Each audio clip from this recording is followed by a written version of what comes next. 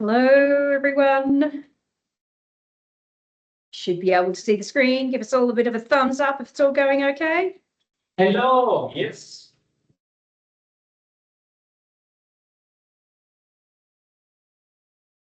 Good. Going on mute. We'll get ourselves on the way. Those that are coming in fairly shortly can do so. We've got those that are in the room, still people arriving in the room. Got everyone starting to quickly join in now. It's always the way, the moment they get their bing bing. So kicking off. Welcome to the Microsoft 365 Adoption User Group for June. We are live both in Sydney and I believe we've actually got, as they start to come in, I'm not sure if Brisbane doesn't seem to be there. Oh yeah, there we go. There's Brisbane. Hello. Thank you. So we've got Brisbane live there as well. You can't see them. I can. Sorry, guys. I have all the fun. I get the video here as well. And not only that, but announcing we will be going live hybrid as well for Melbourne very soon. So if you know anyone down in Melbourne, I will be kicking those back off again. As you know, I used to do them pre-pandemic. It's taken a moment to get things kind of set back up again and try and see if we can have an audience and a host there. So I will effectively kind of do a bit of roaming between the various locations as we move around. So coming very soon, and I will announce that. And we have Paul in Melbourne taking off there, and it will be at the Microsoft site in Melbourne. Like always, the presentation is actually available for you, so it is online. You'll be able to view it from there. All the recordings do generally go up at the M365 Adoption YouTube channel. You can come in at any point online. So thank you very much for supporting. Now, getting ourselves underway, I'm going to flip over to the presentation to make sure that we're ready. This, as I said, is recorded. I ask that you stay on mute. We are actually recording the session. If you have any questions or things that you want to chat with us about along the way, we've got plenty of things we're going to be discussing in this particular session. Please feel free to type into chat. You can always raise your hand. We'll have time to be able to raise hand and sort of have a bit of a chat with us. I have a microphone for those in the room. If you do have a question, I'll hand you the microphone before we actually start talking kind of out loud. If English is not your first language, please feel free to go in and turn on closed captions. I'd like to start by acknowledging the traditional custodians of the land in which we're meeting from today. For us, that's the Gadigal people of the Eora Nation, and I'd like to extend that respect to anyone that's actually joined us right now. Thank you. Welcome. Come on in. Feel free. Take a seat. So just a bit of code of conduct. I ask that we're kind and respectful and welcoming. We've got lots of different viewpoints, including my own. My own does not reflect Microsoft or anyone else. I do tend to be a little opinionated as a Microsoft MVP. Now, what have I been up to? My name's Kirsty, by the way, for those that are actually new, if you haven't been here before. I always do a what have I been up to. Number one, this is my grandson. I had a Mother's Day with him and also went and took him to see Lilo and Stitch. So it's actually really funny. If you like the cartoon movie, it's quite rather cool in person. And not only that, but MVP Dan Toomey was in town for the Azure conference and I was teaching him a little bit of cake decorating. So we had a bit of fun. On to what I've been doing in terms of my cake decorating. There is my 5-tier Harry Potter for my grandson who's 8. And I think I'm going to get myself to the point I'm in trouble. What am I going to do next year? He decided he didn't want to have the really boring sorting hat. He chose the 9-tier cake and I went, you're not getting that. Anyway, I had a little bit of fun. And the cake on the left is for my cousin. She's actually terminal after 2 lung transplants. She deserved a bit of sunshine in her world. So getting stuck in the party, it was actually a Harry Potter party. So we had a lot of fun. Everyone was all dressed up as Harry Potter, including me. But the really cool and exciting thing is I have another grandbaby on the way, so due in October. So we're really looking forward to that. And it's with my baby girl. Guest speaker. Here we go. She says, oh, hang on, this is my turn now. We together are going to talk Prompt-a-thon. So I'm going to invite Jon up into the room. He can do a bit of an introduction as to who he is. So I'll let you do your bit of an introduction as to who you are. Oh, thanks, Kirsty. I'm Jon Barrett. I'm from Microsoft. I'm a customer success specialist around all things 365 and also Copilot. Okay. And of course, myself, Microsoft MVP, adoption consultant. So I have my own company, On Point Solutions. And with being a Microsoft MVP, Microsoft will invite me in to literally as an MVP. So most of it's all done free because that's what we do as our community work. And I help them to actually run prompt-a-thons for enterprise clients, SMB, SMCC, you name it, depending on who's coming in. Plus, I run them for clients and partners. And I've been running series online as well as for the Microsoft Reactor. So I have a whole Copilot series on productivity. But this particular session, we are going to talk about actually running prompt-a-thons and what are prompt-a-thons. I did do on Saturday morning with North Carolina. I did what are they? It was a 2-hour interview process that I kind of went through. It's a recording online if you want to go back to it all. Around the outside of it, we kind of pulled it apart and sort of opinions with a couple of other MVPs. So in terms of what is a prompt-a-thon, Microsoft actually give you a prompt-a-thon pack. And prompt-a-thon packs around running an event. This is an event. It's basically, it's getting past the ideation stage. It's actually about bringing people together to do, reinvent process flows effectively. It's about educating. It's about helping lift skill sets right across a particular business.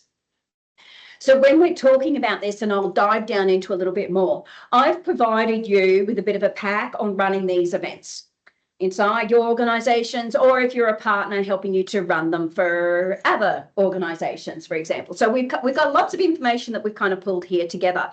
I have my deck, which is the Masterclass deck. That's actually just a viewing deck. It's not a downloadable one. It's how I actually personally run as a business, my Masterclass. That Prompt-a-thon kit, look, a lot of the kit's information that you've actually got that's in there, you can download on the Microsoft kit. They've actually got the Microsoft kit with all the Prompt-a-thon content to run your own events.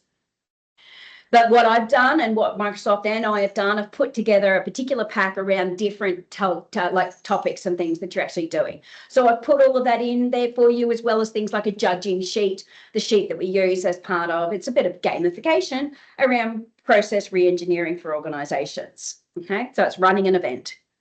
I've also put in here for you some of the feedback and survey forms, which you'll see when we go through. But the main thing to really understand is when we look at something like a prompt-a-thon as an event and we run it for organizations, we have to think about what are we trying to get out of it? Because you can do prompting from an individual standpoint.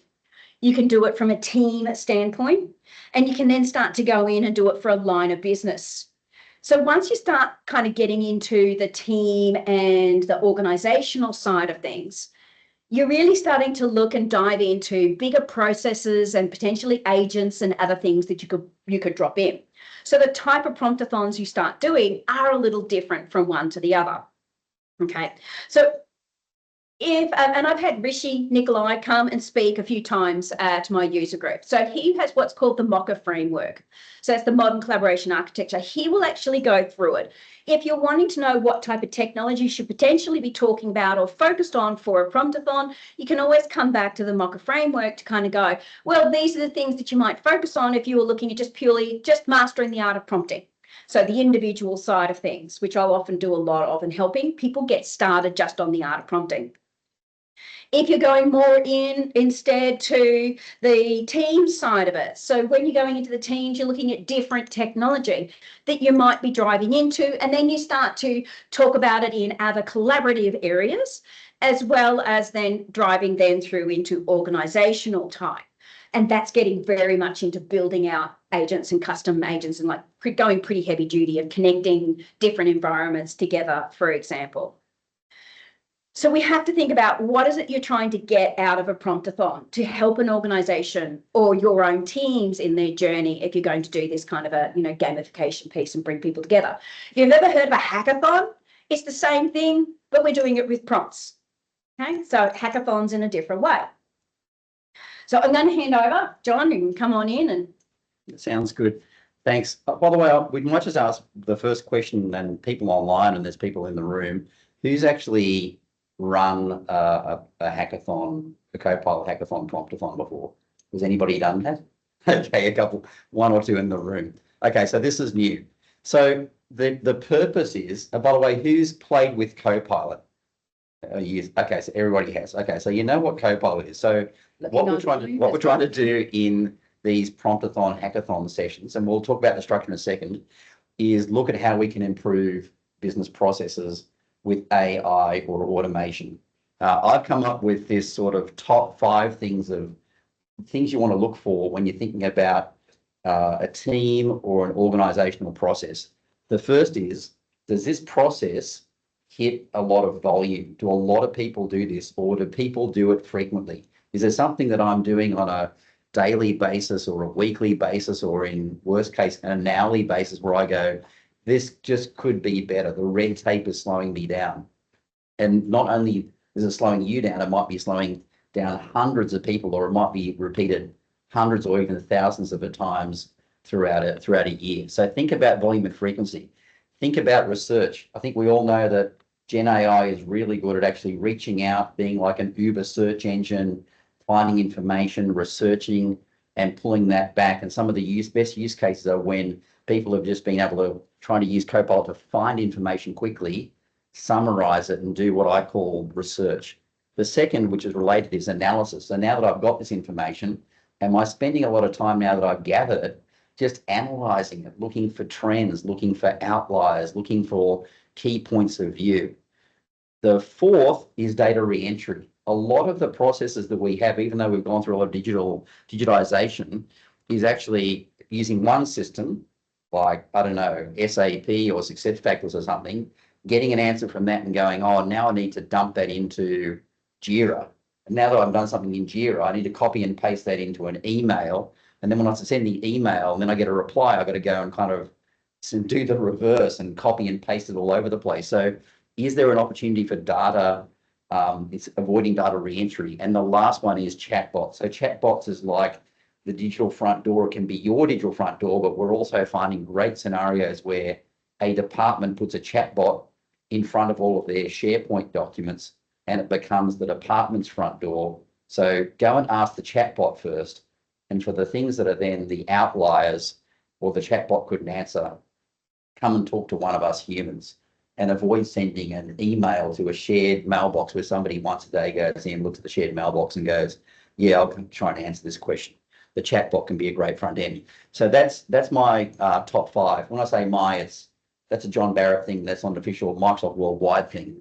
Now, thinking about processes, I think one of the things that we need to do when we go into any of process re-engineering and using tools like Copilot is to, first of all, just map out the current process.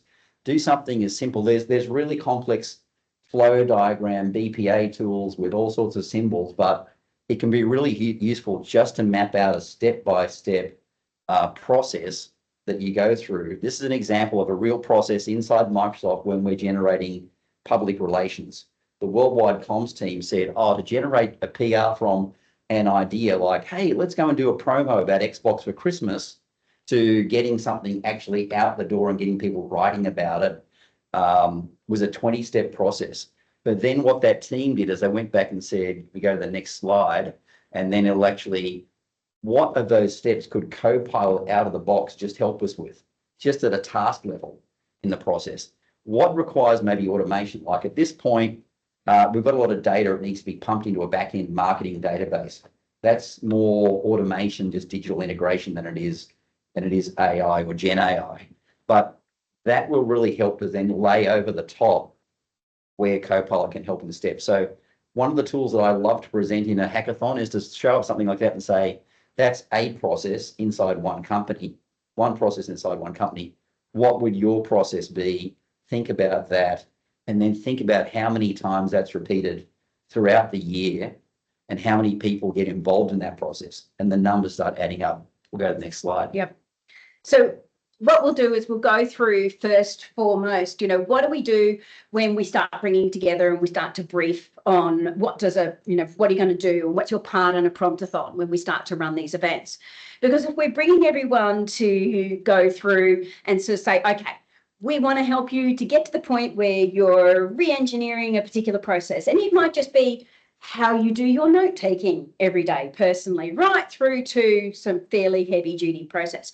More often than not, as we start to go through and we give some instructions and we start to build it out, if I'm bringing the team together and I'm going, okay, now let's walk through all the various components. What does that then start to look like? So inside the pack that Microsoft actually provide online, it sort of goes through, it's that one-day event. What are we trying to do? Bring attendees together. We're going to try and group them based on roles, because we go, HR need to talk HR, IT need to talk IT, for example. Yeah, because it won't make sense to put the IT and the HR together, or the sales and the, it's not going to, they're going to have quite different processes. So we group based on personas. So we then go through this whole process. So let's have a look. Number one, a location. So I've actually held one here. We had quite a large group. It was a little small in terms of the size, because often you're bringing a lot of people together. It's often not something that can be, you can do smaller ones if you're a smaller organization, but if you're bringing a lot of people, you're going to literally have quite a large event. I know one just recently, there's 600 people out of the 112,000 in the business, and they're doing it virtually and in breakout rooms. And I've done them virtually as well. So you can do this. We can bring people together from all over the world to actually reinvent. But those groups can't be particularly big, because when they start to break into a group, they've got to be able to work together. And we all know that if you're working together, 6, maybe 8 people, and it starts to get a bit too much when you get to around 8 people. 10 starts to really blow up. Very hard for all the voices to be heard when you start to break them into, much bigger groups, especially if you're not around a table together to be heard. If you're in a virtual environment, it's a little harder. So there are a few things. One, where are you going to host it? How many attendees have you got? And we found there's some real challenges in terms of things like room setups. If you're holding it in person, we do find it's actually often a little more successful when it's in person than it is when it's virtually. We found that there's been a few people that drop off and go, I didn't realise how much I'd have to do. It's like, well, yes, it's you doing the workshop. It's not me running it and just telling you what to do. So depends on the situation you're into. But there are some technological challenges. A few things that we would recommend. One, at the end, you're going to get them to come up and actually present. More often than not, if it's just a generic kind of a, prompting type thing, you can send through the sheet and you can just I can put it up on the screen, fine. But if you're actually demonstrating an agent and it's built in their environment, they've got to literally come up and plug in their laptop and demo it. So you've got to have a system that you can do very plug and play with any device or have, and I've had it where I've literally had every single possible connected, because I do with being a trainer. And I was then IT support up the front of the room as I was getting and fixing screens and things to be in the right resolution and all sorts of fun stuff. And then you stated as well. Yeah, well, I think let's break it down. So there's the running of the Prompt-a-thon. Break it down to tables. Ideally, if it's in person, have a monitor on the table that somebody can plug their laptop into, so everyone can see it. And so everyone can see it. And one person needs to be the prompt guinea coach, prompt coach, and guinea pig. Well, there's probably the lead, isn't there's probably 3 roles on the table. Yes. Okay. So and we'll go through the roles. So one role is somebody needs to sort of be the prompting person, that plug their laptop in, have Copilot on it, and everybody can see it. They get one volunteer to do that. The second person needs to probably taking notes, because we're going to get you to fill in a Prompt-a-thon form, and we'll show you that form in a second, because that's your use case story or stories. And then the third person is probably somebody from the company or a partner organization or Microsoft that has been through this before and knows what it is your tables coach. Ideally, you have one coach per table, or the one coach roam between 2. Or roam between 2 tables. Get to 3 tables, and that coach starts to go into crazy. So that's on the doing side, and then on the presenting side, as Kirsty said, we'll go through the presenting. We'll go through the presenting in a minute. Yeah. Feed them. You got a full day. Generally, it's about 3/4 of a day to do this event. As a rule, if you're going faster, it depends on how many people you've actually got. Online, I have done in a half day. It was too tight. So you do need a little bit of time, and you have to get people buy-in. We also had at ours, we actually had a photo booth as well. So we could have a bit of fun and walk up, and there was also things that we could hold up and, because it's about coming together and an event being run, a bit of fun. We also had things like a book that they could do stamps as they did something in particular. Then the coach and those that are walking around and helping, we were doing sort of stamps in books to say that they were engaged. These can be fairly full events. Now, you don't have to go this far, but these are sorts of things that we've actually done in the past. Those that were the coaches and part of the team, we all had a T-shirt to make it really easy to identify us, to grab us if they needed support. This one here I actually bought back from Microsoft Seattle at the store there. So I do have one of those, but that's not this one. This one was a bit more fun. So then what does that kind of then go and look like? The crew. Depending on what you're doing, you can actually do one, just a master prompting, or two, you could do an agent day. So there's two different ones, or three, you can do the two together. And then they break out into quite different areas to then do their pieces with different people and different skill sets to do it. So it depends on how far advanced they are in the process. You might not have people that understand agents. If you're already past the prompting, then you're probably just going to do agents. If you're right at the very beginning and people don't really kind of know, then you're going to need to, do something a bit earlier. But they are going to need a Copilot license. Yeah. So how are they going to start prompting and playing and doing if they don't have a license? So things to think about. So then you have some different supports. For example, I was speaker one prompt handler in this instance, someone that might be taking photos and someone that's collating the prompts together to be able to put up on the screen. So you may not have to then swap out devices, for example, if it's just the prompting. Then you've got agents and timekeepers and, MCs and people to keep you on the go. From there, depending on whether you've got the two running or the one of each, you would then have some judges. Who are those people that are actually going to go through and say that was really good and even give some feedback as to what you could do or take it to the next step if you wanted to. So a bit of an agenda. This was our kind of agenda for the, 3/4 to nearly a full day, because we had both on this one, the prompting and the agents. So you need a lot longer. If you're going to do both, you've got a lot of teams that are going to present back in. Not just one kind of group, you've now got two groups doing two different things. One won't have their laptops plugging in, but the other one will, agents. And so you have to give a bit more time. So it gives you a bit of an idea of a timing. It is fairly tight. If you start to look at the actual hacking itself, it's 2 hours. And even then they go, don't they? It's like, it's just not long enough. Yeah. You bring a few people together, they do tend to, they could easily do 3 hours. Easily, yeah. Okay. 2 hours is long enough, because then people they get a bit exhausted. Yeah, get exhausted. It's a big day. And all we're trying to do in this first prompt hackathon is we're kind of trying to do two things. The first thing we're trying to do is to get people kind of expand their minds in terms of what is possible with Copilot. The second thing we're trying to do is to come up with some really cool ideas and then ideate through that, triage them and go, well, that one's kind of cute, but I don't think that's one that, is really going to qualify for what we want to go deep on. And that one, that could have a lot of impact for the business unit or the organisation. We might want to take that one and turn it from ideation into proof of concept. So it's a triaging process. We've all done this before, right? So it's just doing it with Copilot. Yeah, we'll move on to the next slide, I think. Yeah, and where it's got the masterclasses there, that's when we go and we do a bit of teaching. We do a bit of training and demoing and getting them to understand the art of the possible, so that they've got an idea of the things that they could actually do when they hit the hackathon. So after this presentation of what is a hackathon and some examples with one of our customers, we're actually going to go into a second part of this session, give you a few minutes to breathe, and then we're going to go to the second part of this session to talk about some deep and meaningful stuff around prompting that we found really useful. So as I said, they need a license, but some of them might actually also need to be able to do agents. Yeah, because we've seen that a challenge. They come in, they go, oh, I don't have a license. So it seems like, feel free to come in. It seems like it then tends to be it's a struggle. Someone else has to actually do it. They can't test it out. They can't see if it works for them. It's then can be a real struggle.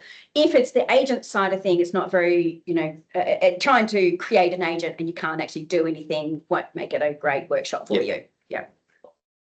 But all that registration details are in there. As I said, you need to group people based on their persona. So grouping them into personas makes such a difference. And then you'll actually have, as part of the list, you'll then, who is your coach for each one of those personas? What skill sets do they have to actually support that particular persona? I have had it where I've had someone on tables and they were all about agents, but really didn't even understand the basics of prompting for a prompt masterclass. And they were kind of in the wrong spot. So have a think about the people who are even your coaches on the table, and are they well aligned to HR or IT or sales to be able to help them understand that. So this is the, what would you do based on that agenda? It's just a bit of timing around them and the guidance. Feel free to have a look through a lot of this as to how we ran the briefing and the various components.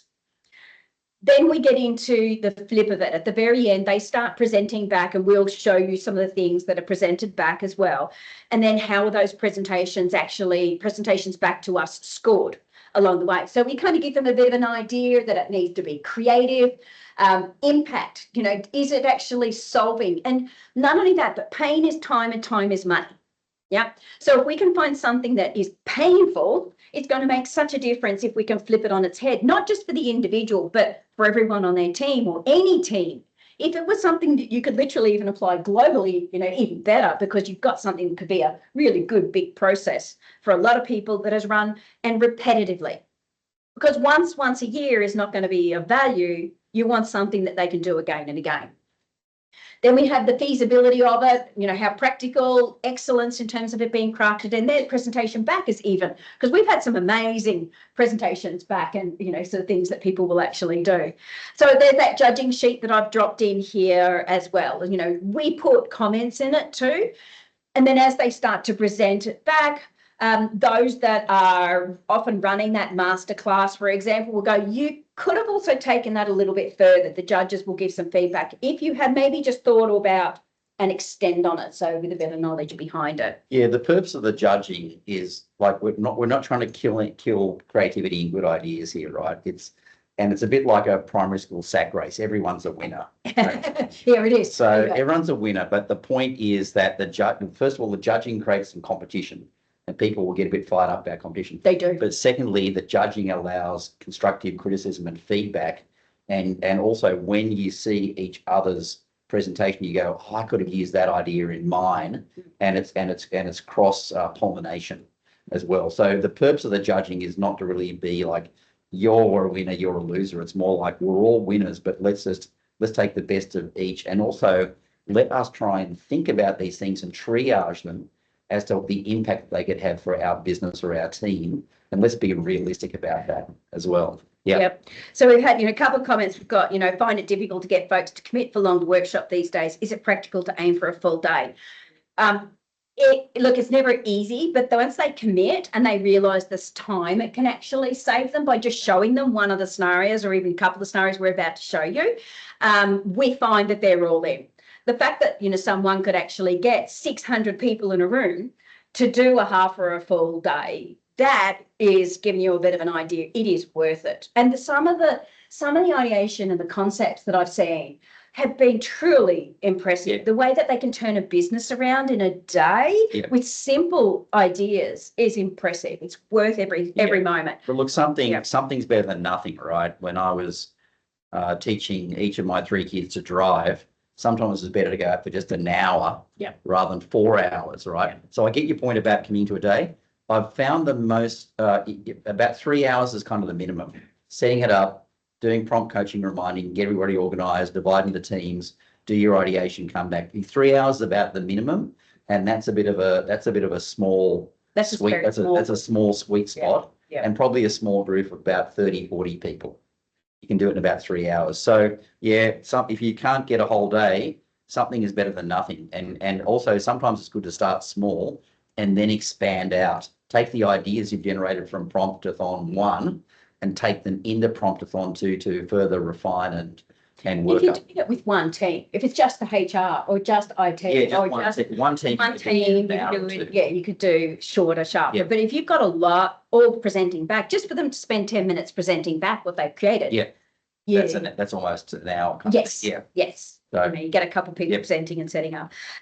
It's got here, is there anything you do different for hackathons for managers as opposed to normal users? Or would you like to mix managers with their team if you're aligned by function? I can take Yep. that one. We've done some, I've got an example from one of our customers, PowerLink, to show you, but one of the hackathons we actually did was just for managers, because we said, even though your managers in all these different functions, you actually have kind of common themes as managers. You're managing up, managing down, Yep.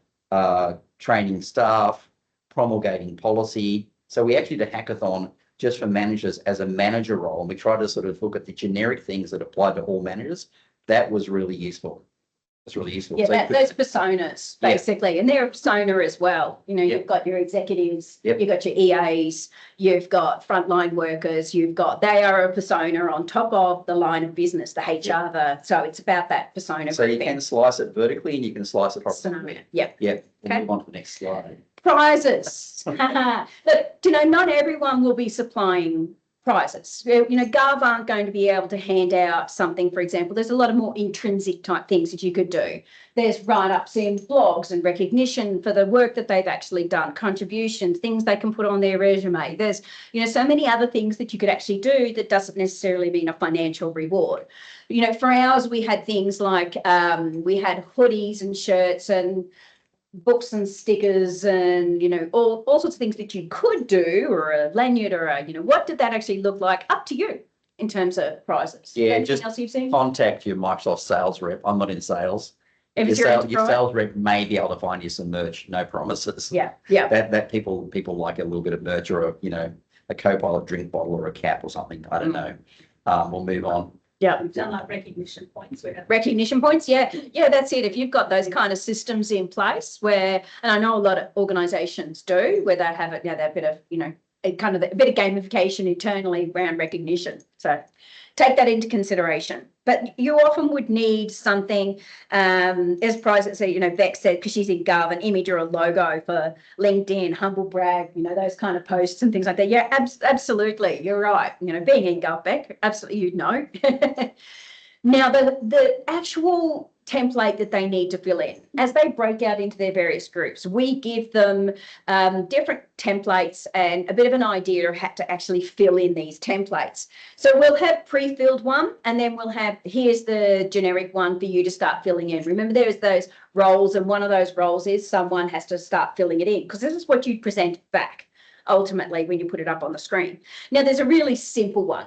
This is a really, really simple one where you could just go in and you go, what is it? How long is it going to save you? And here's, a 3-step flow that you might do just for a master prompt. Put in the applications that you're going to actually use to do it. That's keeping it really simple. Then we get into this one, which you're very familiar with in terms of, working with some of its functionality. So let's come back to this slide. So this is. Yeah, so I kind of like this. First of all, get the team to think about what are major processes or tasks they need to do.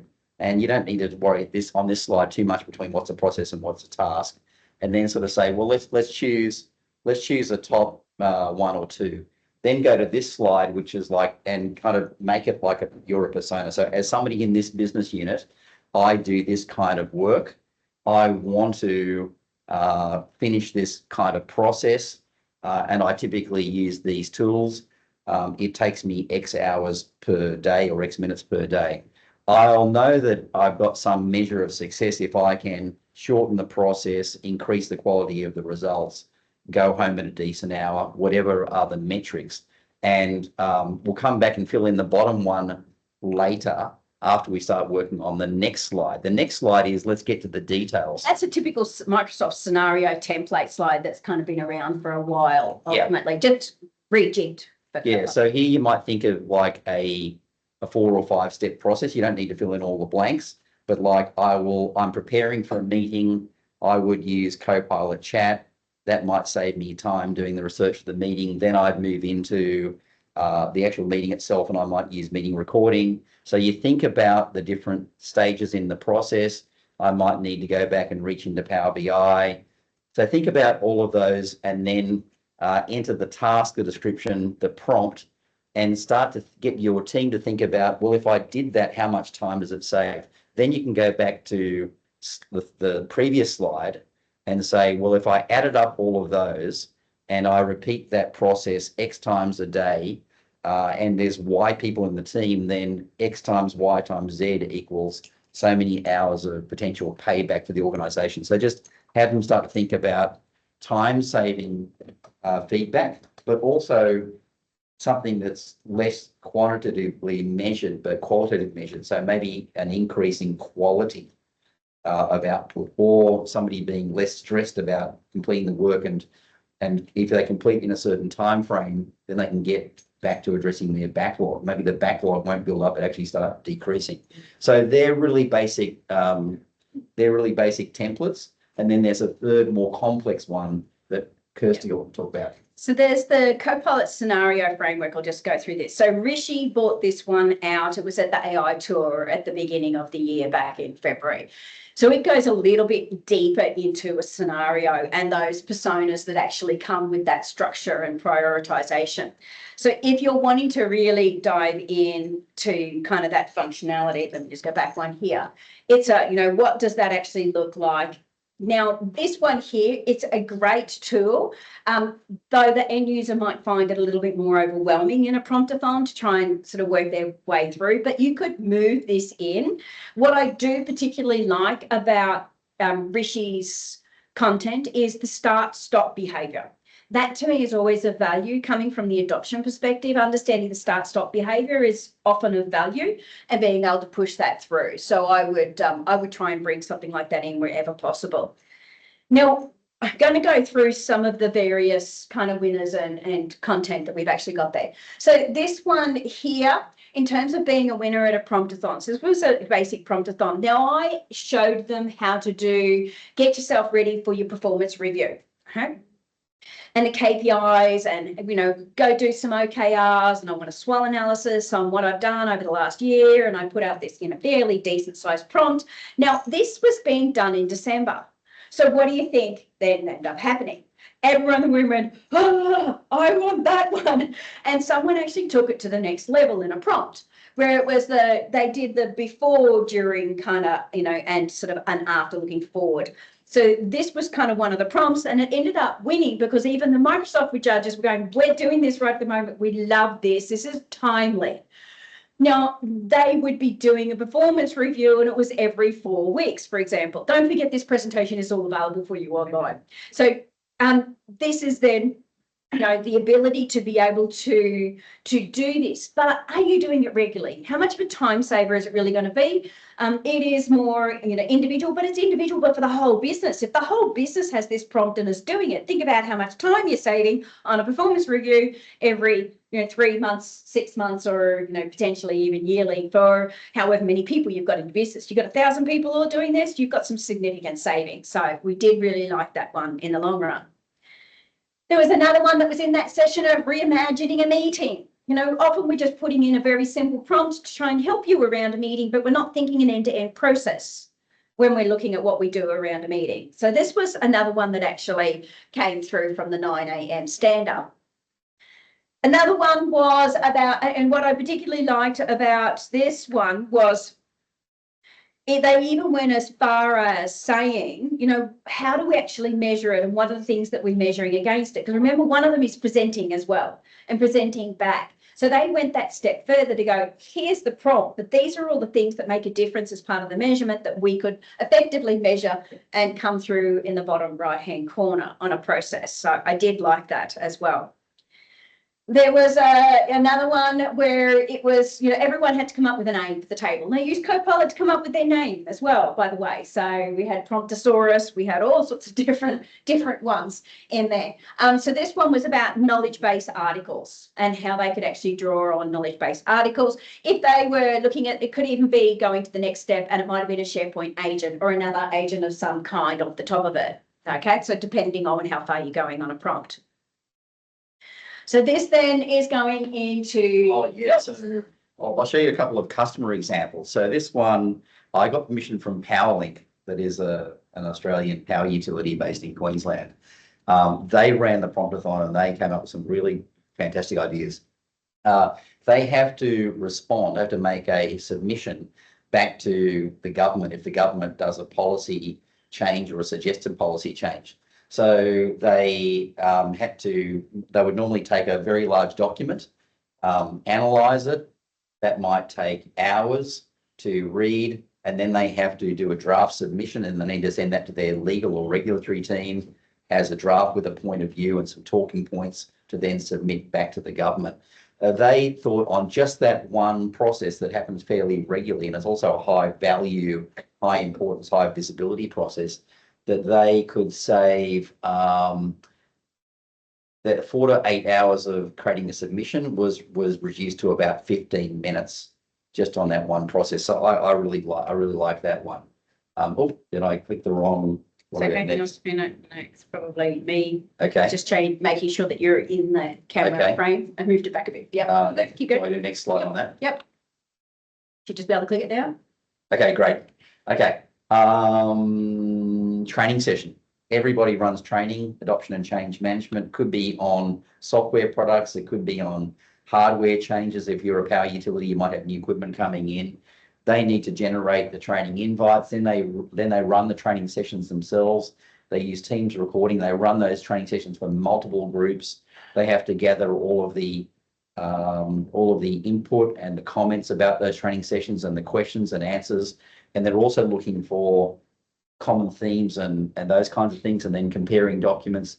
They think they saved 1.5 hours per training session, and they ran multiple training sessions, and they saved about 30 minutes for each on not only recording it, but also analysing the transcript. So again, it's a meeting scenario, but it's around a programmatic set of meetings around training. And then the third one, which I really like, and this was actually all about managers. They called it reporting, but every manager needs to kind of report up and kind of also promulgate down. So they got a set of managers together horizontally across the business and said, what do you do in common? Oh, okay, well, we need to identify and delegate actions. We need to do follow-up meetings on policy changes or process changes. We run regular meetings and do the summary. These seem a bit horizontal, but when you take all the managers in the business and look at these 6 common scenarios and then add up at that amount of time, that's really good. Now, this is not so much a process so much as a set of tasks within a common set of users. So this kind of breaks the process mold, but they do these things ad hoc throughout their business day and business week as a group of managers. So I like those. There's the 3 examples from an Australian customer where they found hours and hours of savings, but also an improvement in quality as well. And that's kind of that mastering the prompt. There's a lot of value in people just understanding how to master a prompt before you start getting into the more complex agents and how to, rewrite whole environments and things like that. First, people got to understand a prompt and what you can do and how far you can take it. It's very hard to know when you need to start including an agent till you push the letter of it in terms of, what can you do, how far can you go? And now we go, okay, now I need to connect into blah, whatever that happens to be before you start getting into pay by, the consumption and all of that. And that's a teaser for part 2. So we're going to do part 2 in a few minutes, but we'll finish this one off. Okay. So there were recently, which Jon then was part of, the Sydney Day, and then we had the Canberra Day. Now, online, we're very lucky to have Beck. So, Beck, what I'm going to do is I'm going to get you to bring up your video. I might actually transfer the screen over on Teams. Let me just go over that. Teams. Yeah, so Microsoft ran these days for customers. Just recently, we did one in Sydney, one in Canberra, and it was a multi-customer event. And actually, we tried to bring people of similar roles onto the table, but they were in similar roles from different companies. And that was an interesting experience. So what I'm going to do is I'm going to bring you over onto the screen for everyone in the room, Beck. And then the presentation kind of wherever it's wanted to go. It's doing its own thing. Come back in. Now, here we go. Let me just move that over to, it doesn't want to move to the left. Okay, hang on. Windows down. You go. Of course, it doesn't want to move. That's okay. I'm happy being small on screen. Come back. I'm just going to stop presenting temporarily so that we can go over, and I'll bring it back up again. Okay, I'm just going to, just bear with me while I bring you up together, Vic. There we go. So I've got them both here on the screen. It just doesn't want to do. Okay, I'm just going to do it this way. Okay, Vic, tag, you're it. Alrighty. Oh, we can't So- hear you, Vic. Oh, I'm unmuted.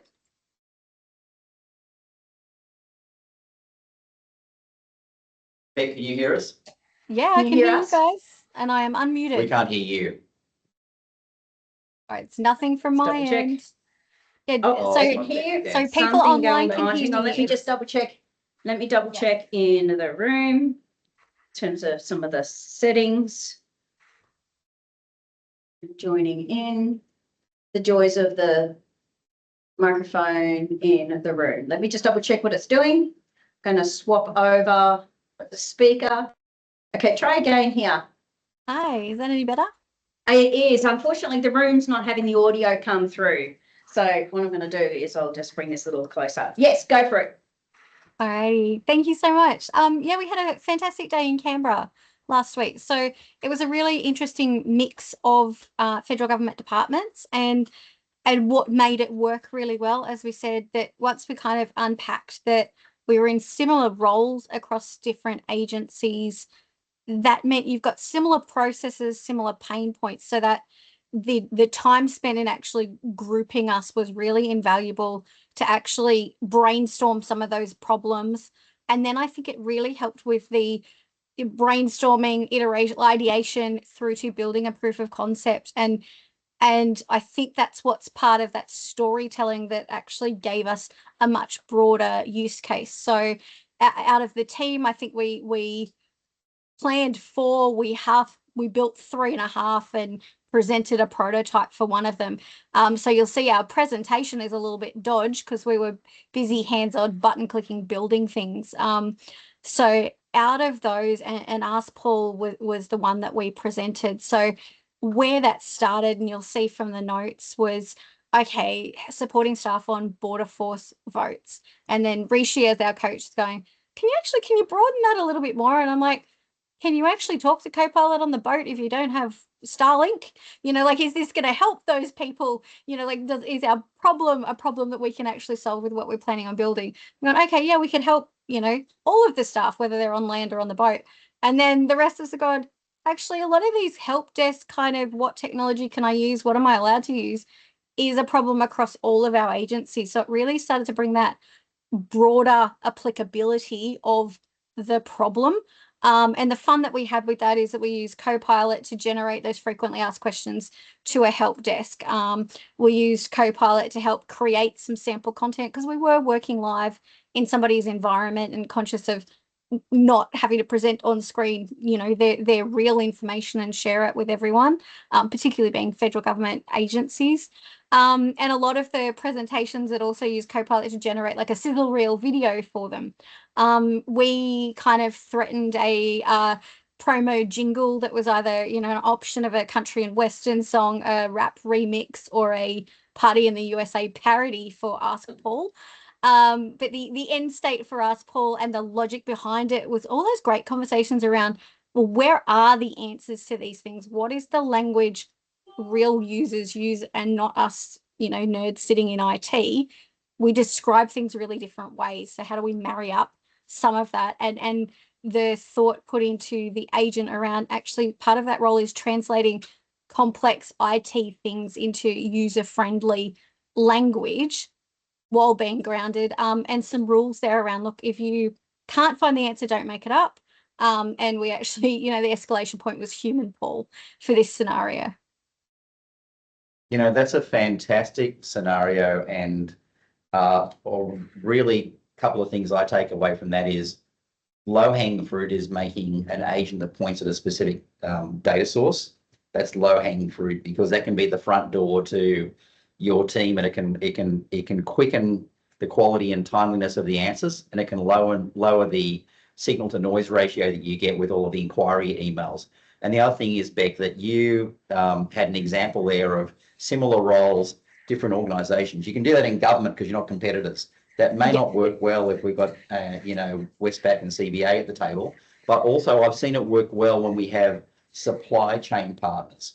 Like the supply chain partner, supplier or the customer goes, I get an email from you about this, and you kind of go, oh, that's the outside in view. That might help us redesign stuff internally. So lots of opportunities. That's fantastic, Beck. Thanks for participating. It was loads of fun, and absolutely recommend it. If there's future ones coming up, sign up, peeps. It was great. Yeah. Well, so there was different ones. You had Dude, Where's My Project Update, and Miss M365. So you had kind of 3 agents that you sort of did, didn't you? Absolutely, yeah. We had a lot of fun, and I think that really it helped us get started to go, what are the pain points? Rather than all of the things we could do, what do you get asked most, or what irritates you most? And that stopped that stagnation of either nobody's got ideas or everyone's got ideas and you're not sure where to progress. So starting with something painful and then turning it into a positive worked really well. It did help that you had Rishi, who's the behavioural specialist, who writes the mocker framework and everything on your table. It's like, yay. Might have helped. Yay, Rishi. Go, Beck. Thank you for that, Beck. Appreciate you giving us a bit of an idea of what that looked like for you. Okay, let's come back and I'll just present again. I was just trying to make sure that everyone, including those that were in the room, could see both Beck and the presentation. So, okay, now,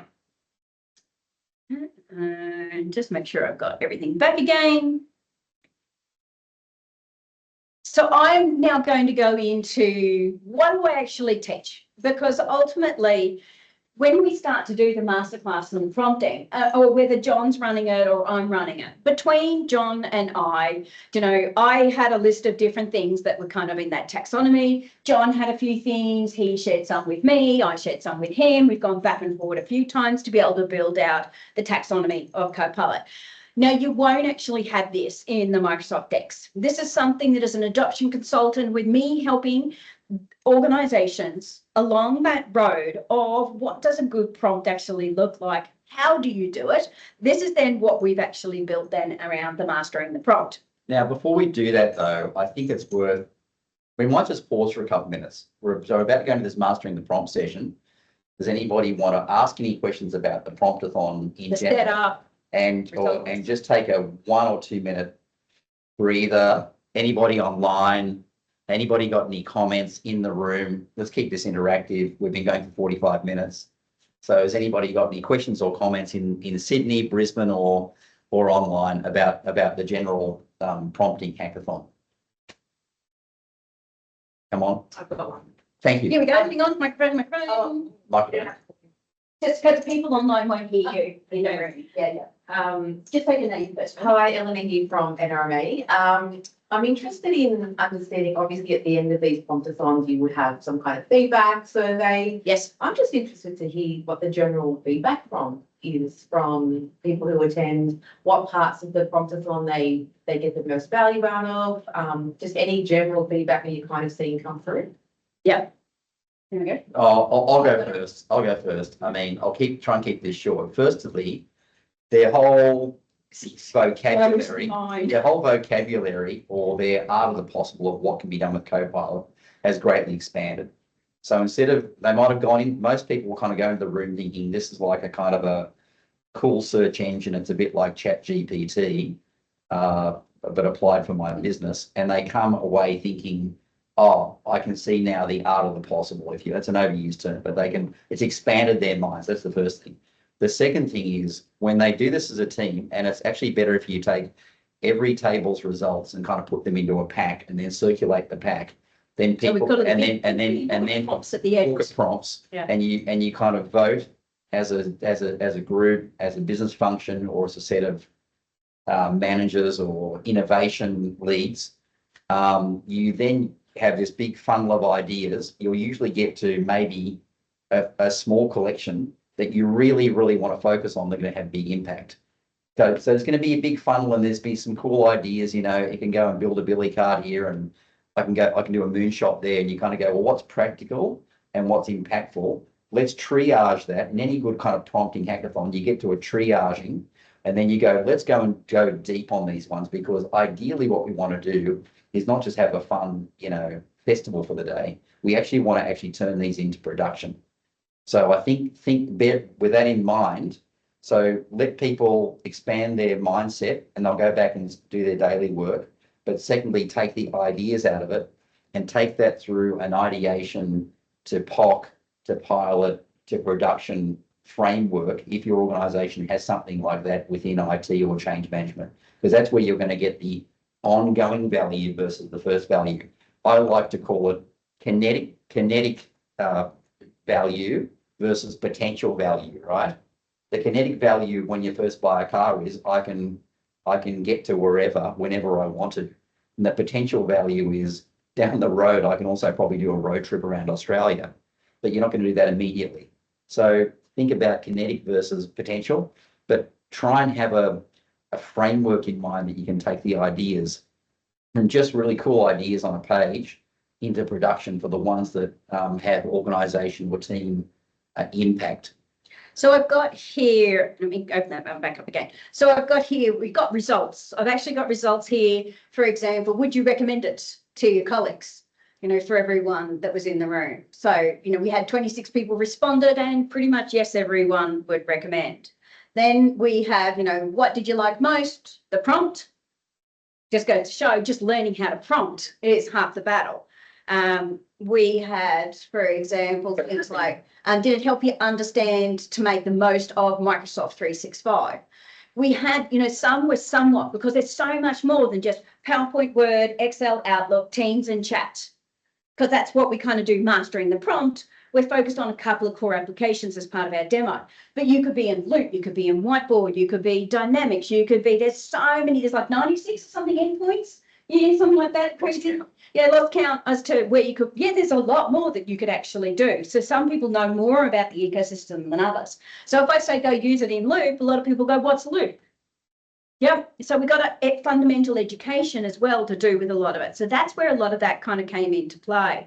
It was, how would you rate your coach? There was how would you rate the Masterclass, art of prompting? There was overall event and things, how excited are you? So this is what I'm going to now talk about, because we actually have, for example, I would start with a bit of fun. I would actually go through in terms of PowerPoint. So this is actually a fully interactive, you can drop forms as an interactive piece into PowerPoint, and I would then take them through and we do word clouds and we get questions around what do you want to do? What do you think it's going to give you value of, for example?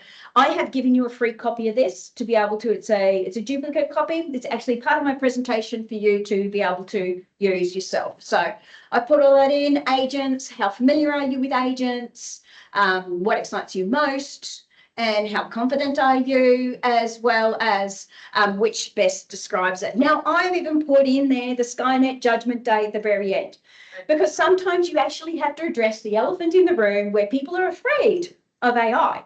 Look, Mission Impossible has just come out where AI is literally taking over everything. So sometimes you have to kind of go, who is a little afraid of AI and what it does? And we might need to talk sometimes about ethics and creating ethics councils and a few other things as part of the program. Okay, that gives you a bit of an idea. So hopefully that helped answer your question. I don't know if it did. Yes. Yeah. We'll move on to part 2. Now, we're going to go and sort of try and expand for all of you, specialists in the room, because you're out in the organisations probably leading this.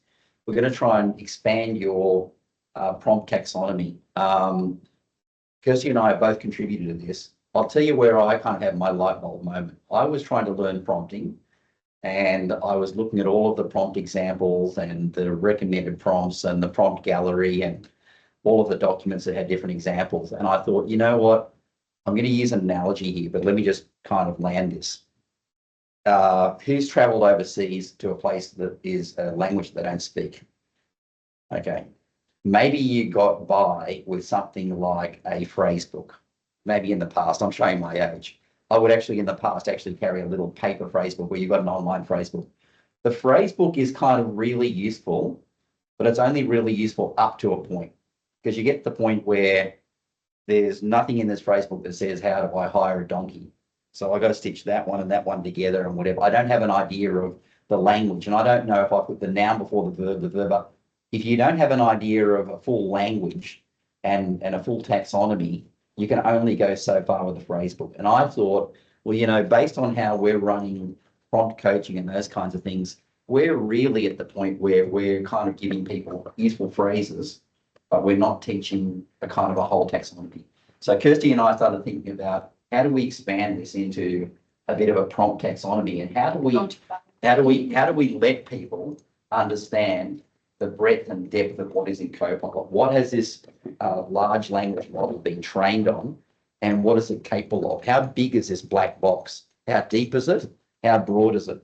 So we've tried to attempt that by going for the next maybe 30 minutes. Hang on, we're going to go through this as a bit of a quick 30,000 foot flyby. We're going to show you prompt categories. Don't worry so much about the individual prompts within it, but I want you to think now about the breadth of categories that Copilot and other Gen AIs, but we're going to focus on Copilot specifically, can do in breadth of prompting. And when you can take this,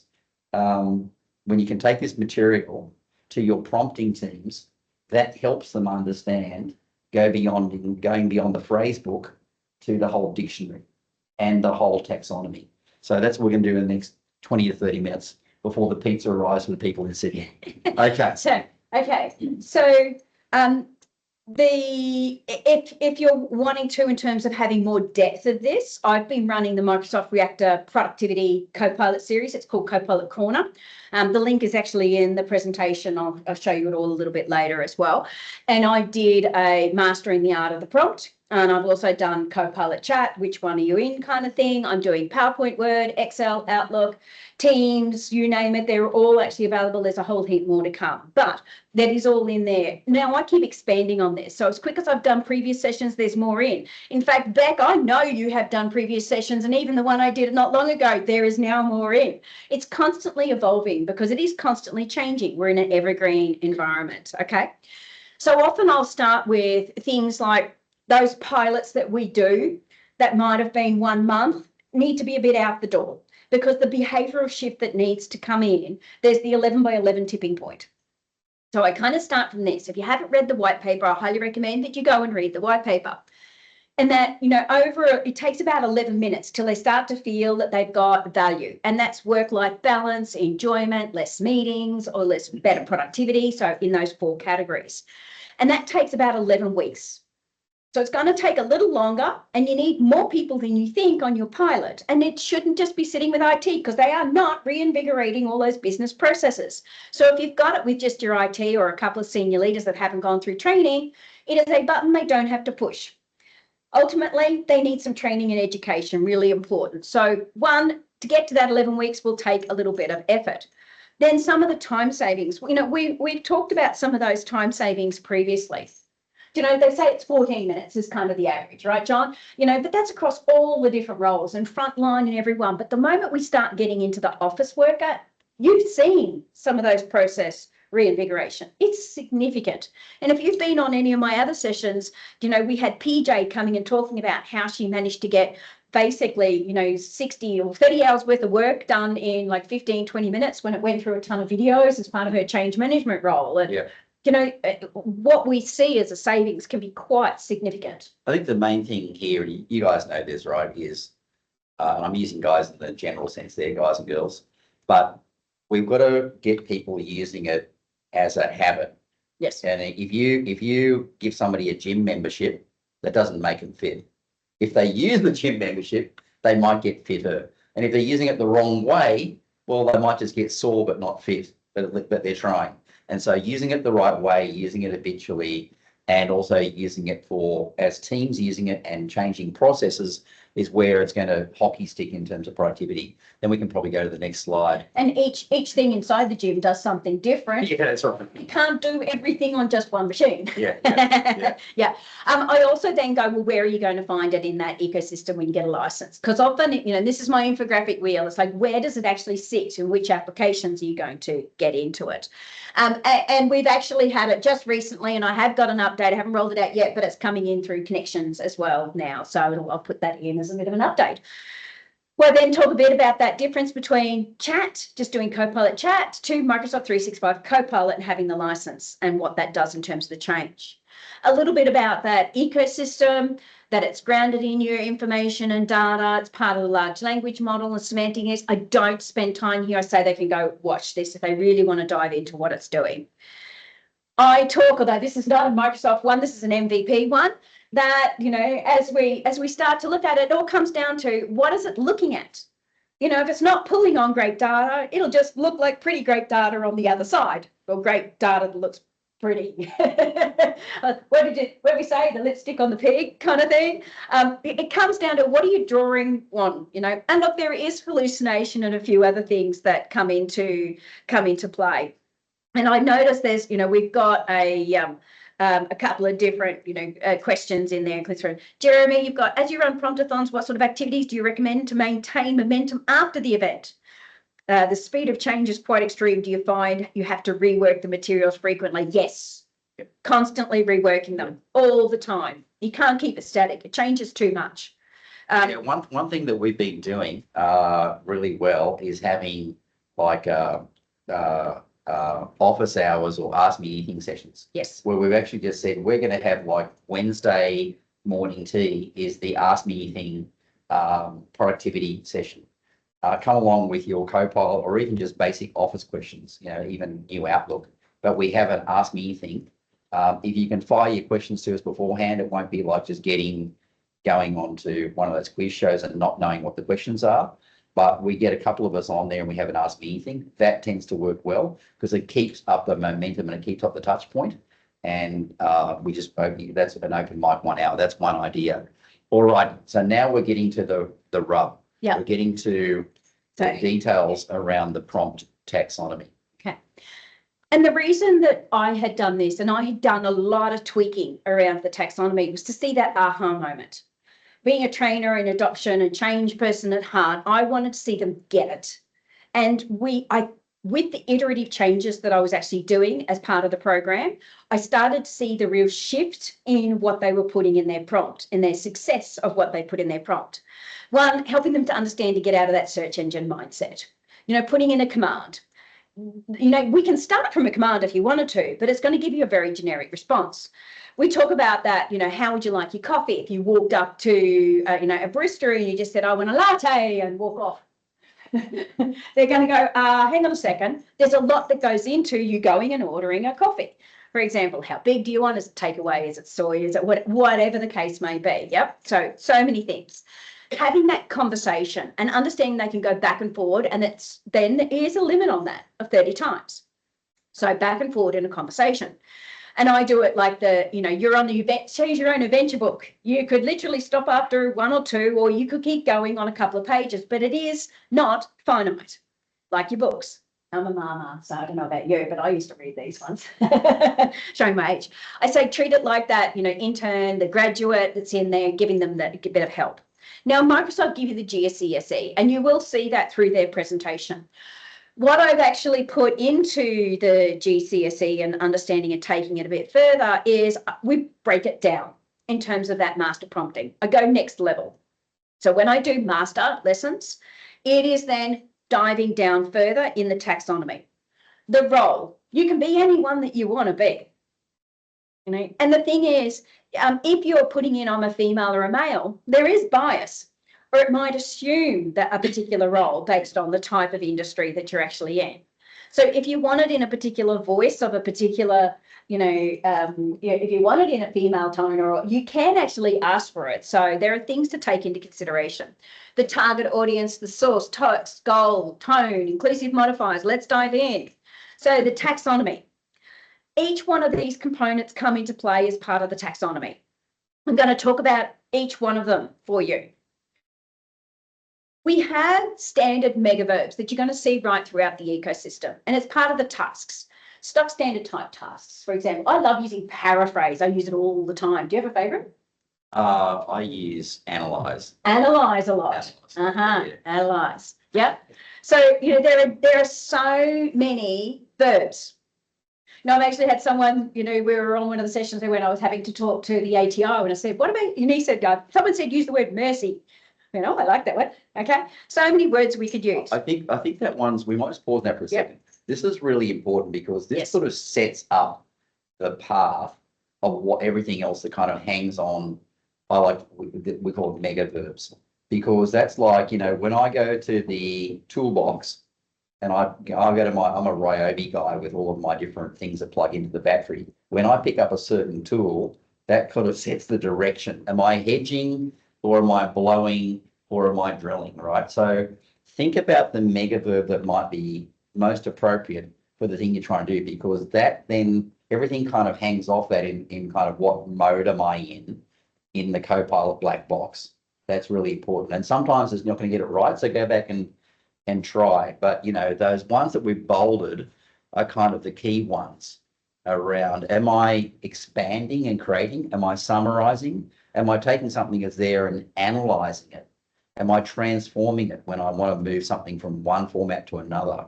So they're really important to sort of set it up. And I think that's important to teach people as well. That's kind of the heart of the sentence, if you will, or the heart of the paragraph. I mean, you've got language, you're going to flip it. Translate.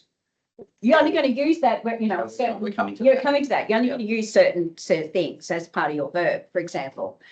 Our content sources and the things that you can actually draw on. If you put in comms, it will actually recognize it, all comms.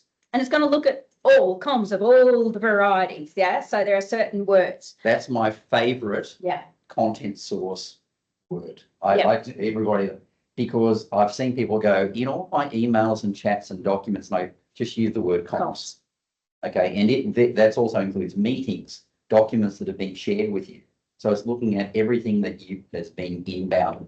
And I don't know about you, but sometimes I forget who sent me that. Actually, I usually remember who sent it to me. I don't remember where they sent it to me. Was it in mail, chat, etc.? So that's really useful.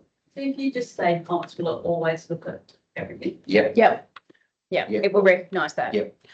Right down through, you can say, email or a very specific one, for example, or a meeting or a very specific meeting. So the moment you go into your backslash and you start to then go pointed at this, you can then look at it in taxonomy. Now, template, you can do that in terms of Word, and it's just going and getting that word to use, and you use the word to template in. You look at this template and then say where you're wanting it to go. If you're in PowerPoint, you need to physically open that PowerPoint up, or as part of a prompting, it's actually there and you can choose it as part of your prompt. It's in there as well. So different places, different things. Another one that we don't take into consideration is our models and theories and concepts. We've got them all across the industries, and our roles have different models. You could say, align it to the ADCAR theory if you're in the change space, for example. Am I missing something in my arguments for what we're going to do in this change plan, or whatever the case may be? We're familiar with things like a SWOT. Can you create this or do that? Or interview questions. Can you give me this CAR, because it's a simple behavioural, or the STAR, which is a little bit more complex in the behavioural. Think about all of those different ways that you could actually do something, even right through to financial and commercial transactions. And we have whole models, theories and concepts that we work with.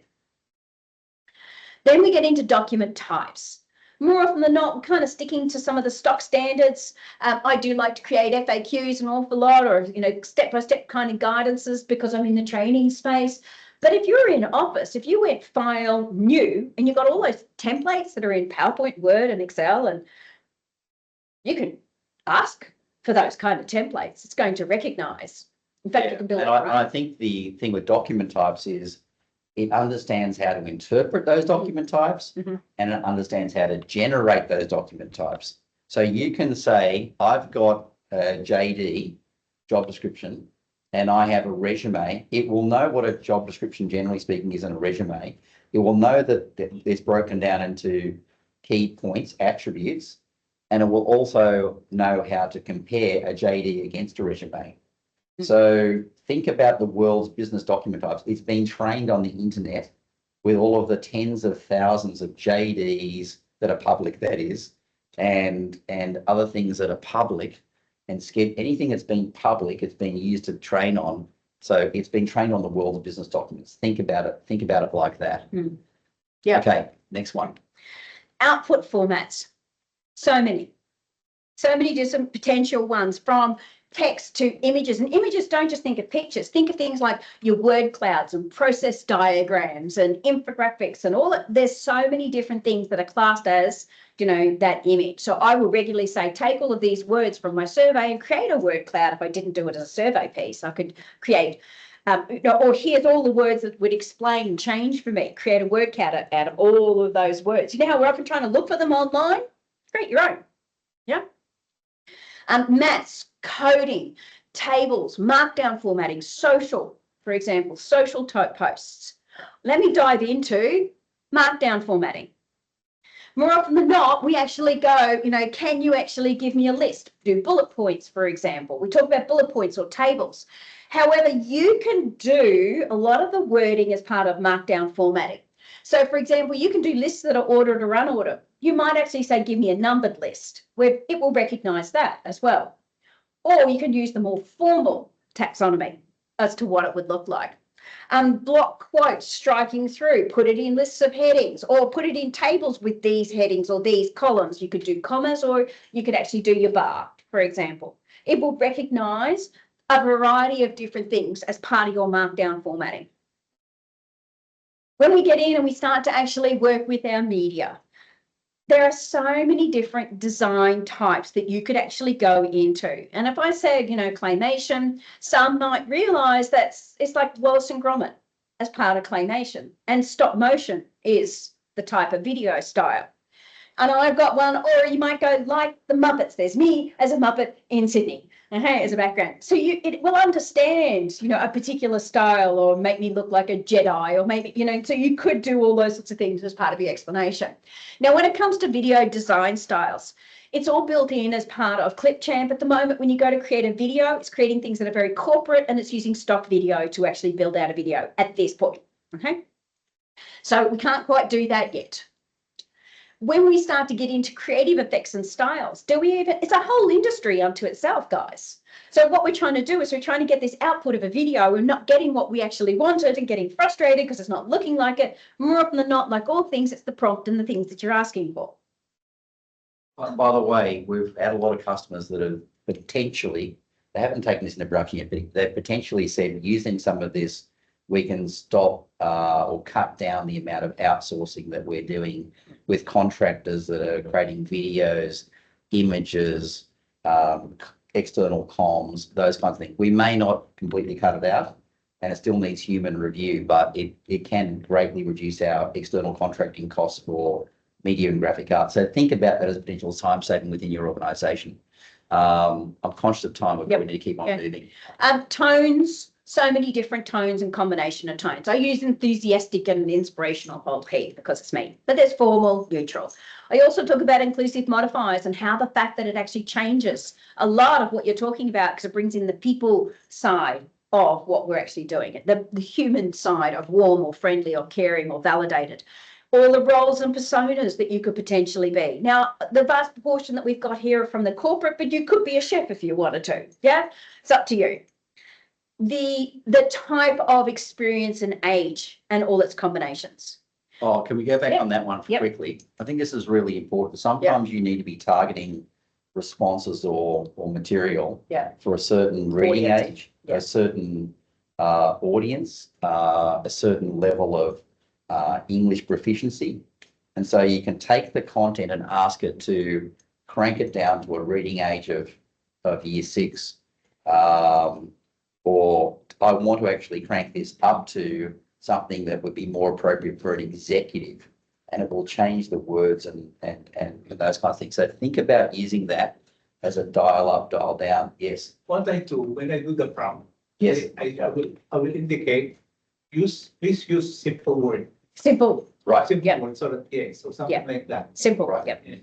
Yeah, which you could use all different types of output. Okay. Then you get into things like times and time ranges and understanding the way you could get those outputs from a very, general kind of time range or output right through to very specific. The different human languages.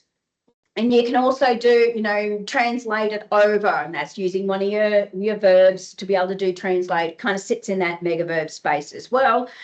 There is scripting. I'll go back on language for a second. One thing we found really useful is it will sometimes often respond in the language of the source. You may have a lot of US-based source material, right?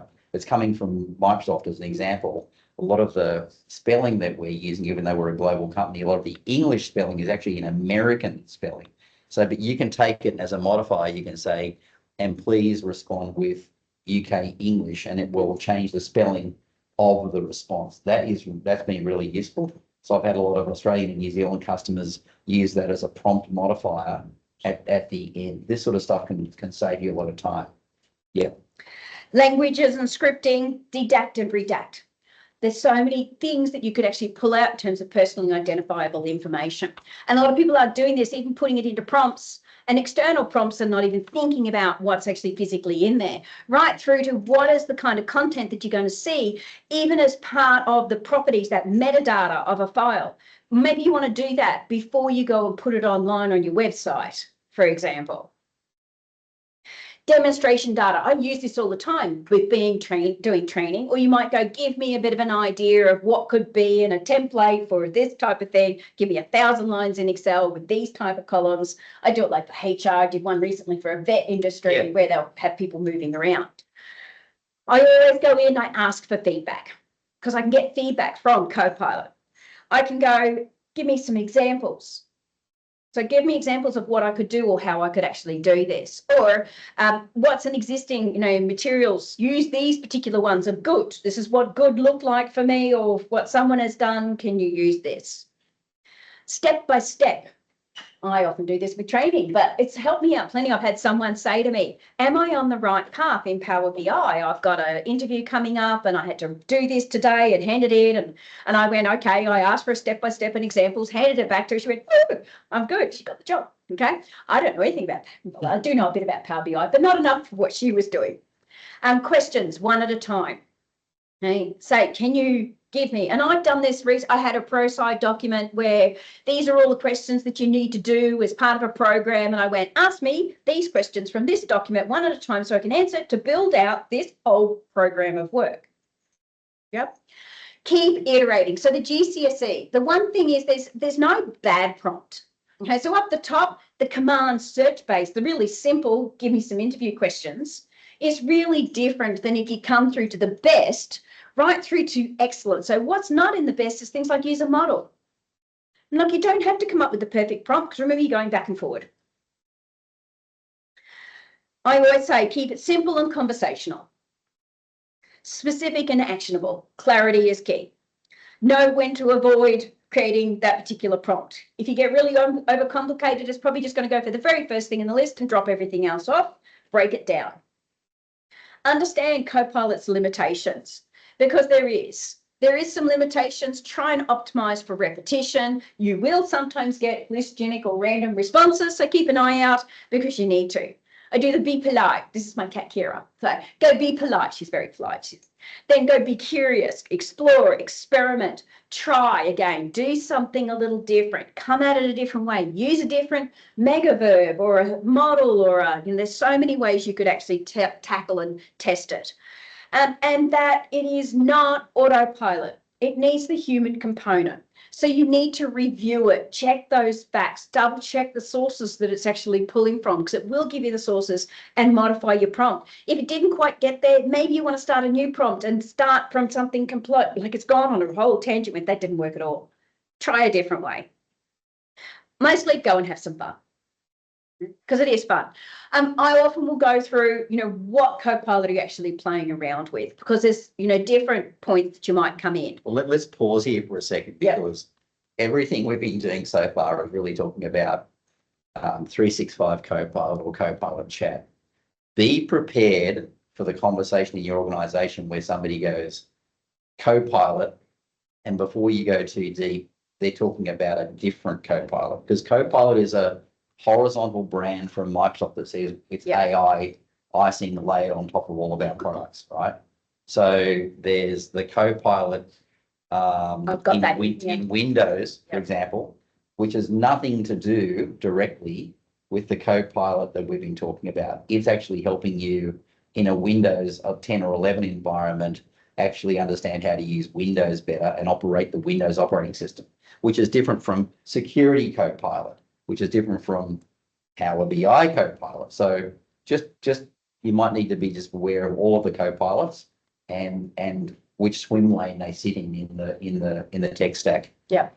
So often they might open something up, and if they see this peachy coloured, it's sitting over in the consumer space, and they're probably in the wrong spot. So where are they putting your information and data, or where are you asking from? First thing, do they actually have a license? And then some of the limitations, and I've got links in around limitations. What can you just do with chat? Just the Copilot chat, which comes with a license. You don't actually have a Copilot license. It just comes with the Microsoft 365 license. What can you do? How far can you take it? It's not embedded in the applications. Helping them to see, is it in the work or web space? Because it will actually have running across the top, you've got it work or web. Okay, so you've got a license. Help them to understand the prompt gallery, for example. So these are all things that I will do around mastering the art of prompting. I will then do a demo across the various applications, just short, sharp, 1 or 2, how to do something here, how to do something here. So I will work my way through that, and then they can step away and go, okay, I'm thinking about this quite differently to the way that I actually used to do it before, when they start to go do their Prompt-a-thon. So that gives you then a bit of an idea of, and I mean, I've got other decks in here around the art of an agent and what it takes to do an agent. We won't go diving into that because that's a whole, another topic in terms of agents. But we need people to just master the art of the prompt first, run some hackathons, look at different ways you can process re-engineer, because it's phenomenally successful. And we've seen significant shifts. Yep. It's a matter of getting people together and run an event. Yeah, exactly. So we have provided a lot of content tonight. Like, it's been 90 minutes and hopefully it's been useful. And, we obviously take the pieces and parts that you think are most relevant or useful, and we purposely sort of stacked it. So there's a broad palette on a smorgasbord that you can choose from. I know you've got a couple of things to wrap up on, but we might just pause for a second. Yeah, If there are any questions about this prompting part 2, and then Kirsty's got some stuff to wrap up with, and then there's a little bit of food for the people in Sydney. But online or in the room, any questions? Comments, questions? Sample scenarios. Have you been through it? Was it relevant? Let me just get the microphone in a second. Oh, hang on. And maybe when you say your name and which organisation you're from, just so we understand the context. My name is Ben Mamantat. I used to work in Assist, and sometimes I look at the videos. So what I do with the video, I look at the transcript. Instead of watching the video, I copy the transcript and put it as a prompt. And then I will ask, please analyze and summarize. And then I'll get it, and then it will reduce my working time understanding the video. Yeah, Fantastic. yeah, which you could just open the prompt and the right and without having to copy and paste. The reason I might copy and paste a transcript, for example, is I will bring it into Word and I'll go create some FAQs for my information workers inside the business on this particular Microsoft AMA from Microsoft Mechanics to, summarize what's new for spring for Copilot, for example. Yep, I do that sort of stuff all the time. I'm not going to sit there and write up all the Q&A. When I've got a whole transcript, it can just do it for me. Saves me so much time as a specialist in this space. Great example. Anyone else? Great example. Yep, let me get a microphone to you. Let me just bring it up close and say who you are. Hi, Jules, working for Essential Energy. My organisation has been on a Copilot journey for quite some time. We've got a lot of advanced users, but we've got a lot of new people joining the organisation, people at different levels. How do you bring everybody at different capability levels kind of bring the new people up, keep the existing people engaged? How would you sort of approach that challenge? Yeah, more often than not, what we've got is recorded sessions from previous. And what is your onboarding process and who do you buddy them with? So what's the mentoring program that you actually have? If you've got change champions within your business, then what you want to do is do a buddy program. And who are they actually being looked after within a team? Are they a digital first type mindset as part of those prompting, buddy process type thing? So I'm not seeing enough onboarding process that actually look at digital literacy and skill sets within the business. So start thinking about it. If you haven't actually got it in process, and I've done it inside, a few organizations where these are the recordings broken down into some e-learning. We often have e-learning that's compulsory that we need to do when we start, add it to the list. These are core skills as part of, our digital literacy inside any organization. So you want to get the most out of it and your return on your investment speed up, then embed it into your process. Does anyone else have any opinions online as well, or questions or anything that you want to talk about on any of that, things that you've done? Yeah, it's a great question. Good comment, Kirsty. And I think the one thing that I think we all know in the room, but we need to convince our management of and the change management, the HR people, is that we're actually entering a whole new phase of skilling here. Like this is a whole, and I'm getting nods in the room when I say that. We know this. That's why kind of we're in the room here. But we need to convince others that there's an upskilling here. We need to take people to a next level. Remember what it was like when smartphones first came out? There was a whole digital literacy. A lot of it was done in the consumer world, but we still have to do some stuff in the corporate world to get people up to a certain level where they understood what an app is, how to download an app, how to interface with an app, all of those kind of things. We're kind of at that a phase here. We're probably going to go through it for another year or two until it just becomes sort of second nature. But it actually is a whole new skilling set. And if you present something like a cut down version of what we presented tonight to HR and IT and executives to sort of help them understand, we have to get this skilling level across all of our staff, not just a subset, because this is actually going to be a part of our operating environment and business going forward. The same way the internet is, the same way personal computing and network computing is, it's going to be part of our business operating environment. And we're going to start to very rapidly move from interactively prompting agents to actually building those prompts into apps. Microsoft calls those agents. And then some of those agents are going to be still interactive to the human, but they're kind of already packaged. And some are actually going to be operating in the background, but they're all going to be based on prompting. The coding language of the future is actually natural language. The coding language of the future is not COBOL or C++ or HTML or whatever scripting language or JSON. It's actually natural language, no matter what language you're using. That's primarily English in Australia and New Zealand, right?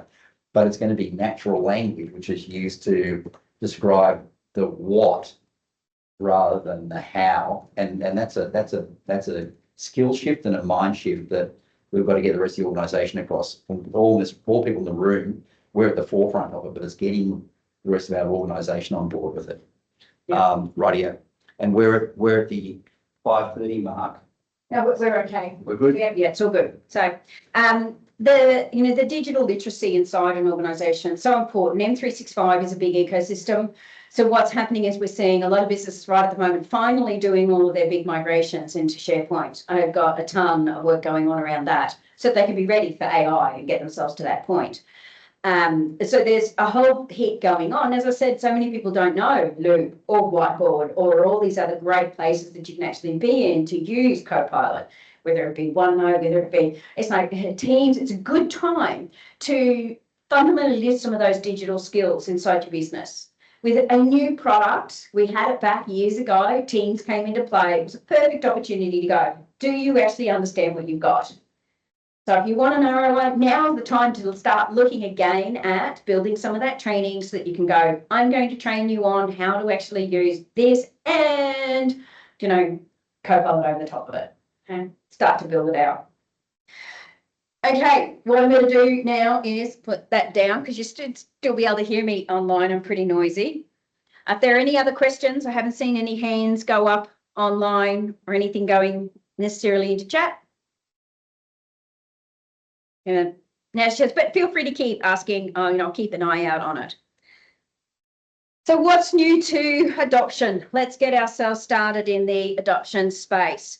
We always have our champions calls. The team are doing all the champs calls. They're online.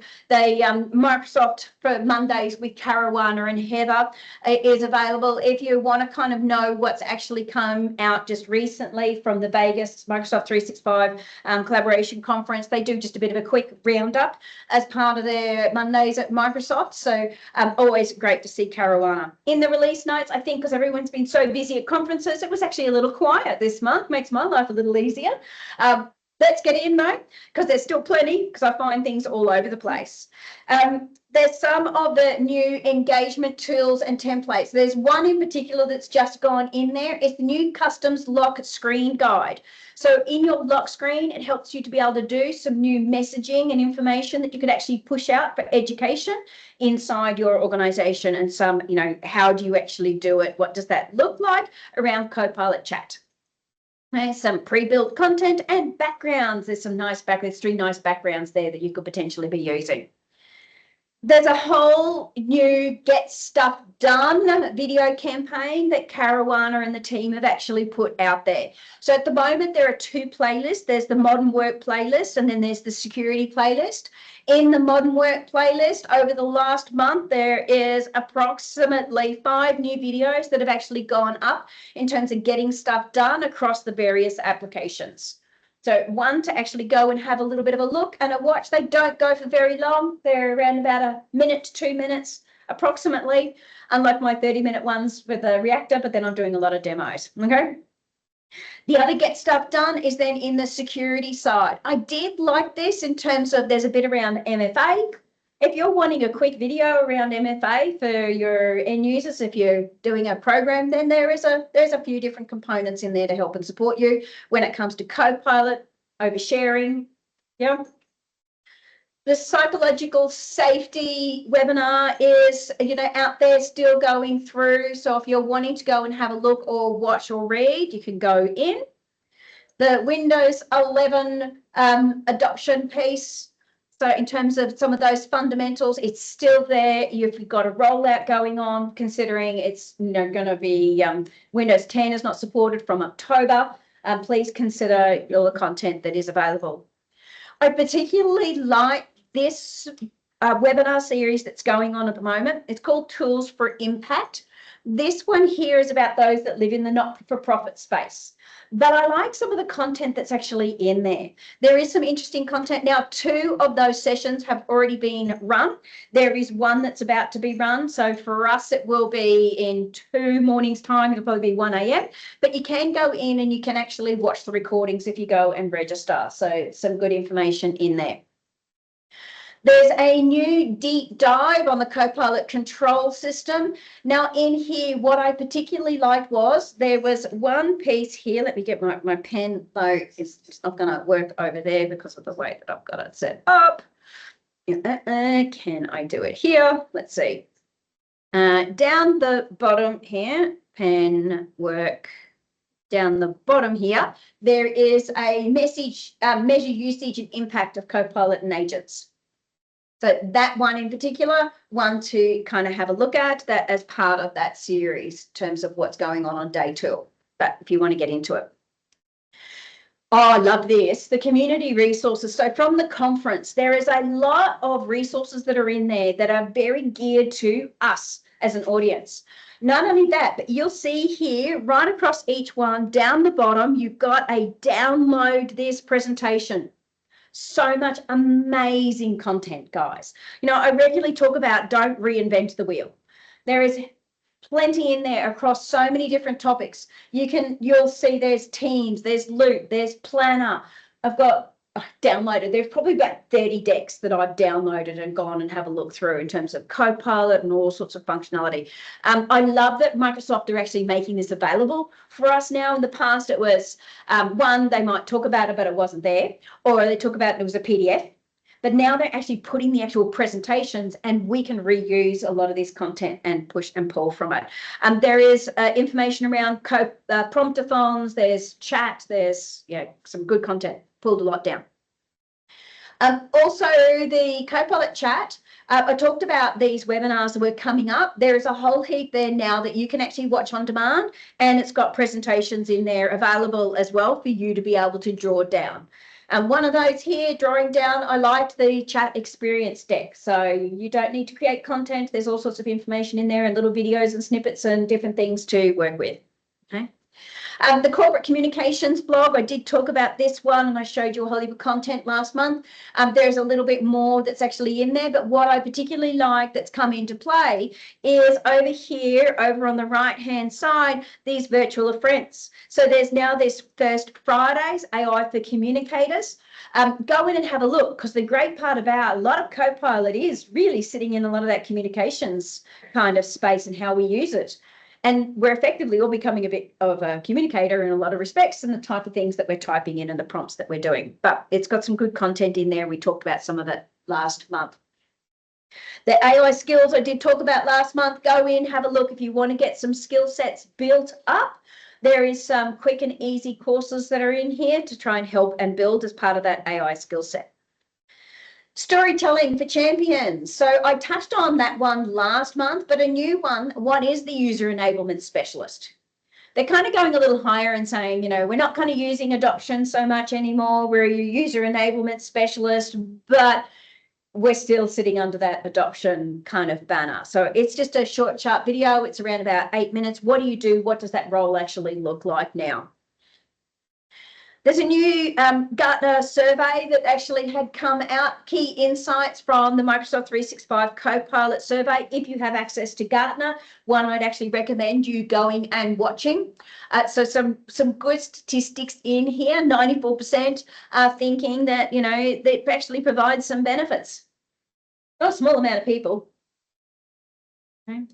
So I see a lot, we're going to turn this off and turn that off, and we don't think it should have that. And I go, but why are you breaking the ecosystem? There's so many great things. So the pieces have arrived. Yep, conscious, yeah, we're all good. AI, artificial, can it actually increase human productivity? Okay. So in terms of that functionality, go and have a read. Another one, the role of the employee experience in AI and transformation. Everyday life hacks. I found this, considering how much I trawl every month for the last 9 years, it always amazes me when I find a whole new interface, how much I click around, the depth that's out there. But if you go into the apps just lead you to the standard pages. Don't go there, go down a little bit, because if you're looking at this one here, the Everyday AI, there is a ton of pieces and blog posts and information and some really good content in there. So if you click on those jump to categories up the top, that's where you're going to find a lot of the information, storytelling and things like that. Not so much when you go into the app piece. So it's going to take you on another tangent if you click on there, by the way. The blogs, some great content throughout the blogs in terms of what's new, getting started across in the 365 space. If you're going in and looking at the Copilot ones, there is one or two, the new ways to be able to work with Copilot. I would highly recommend the What's New for Communications. I would recommend going in. There's a lot going on in OneNote. There is about 5 or 6 blogs at the moment in regards to OneNote. Go and have a look, as well as on the Insider blog. Lots happening there. In the tech community, if you had a look at the spring announcements as part of the wave, your Copilot has had an interface upgrade. I would recommend, if you haven't gone and have a look, go click on the create button over on the left-hand side.